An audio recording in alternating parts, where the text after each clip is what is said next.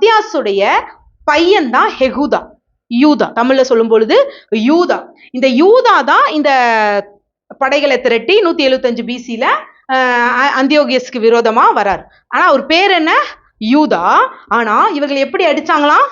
ஒரு சுத்தியல்ல, ஒரு ஹாமர்ல எப்படி ஒரு எதிரியை துரத்தி அடிப்போமோ அந்த சம்மட்டி அடி போல கொடுத்து அவர்களை துரத்தியதுனால அவங்களுக்கு ஒரு பேர் வந்துச்சு, மக்காபி, மக்காபியர்கள்.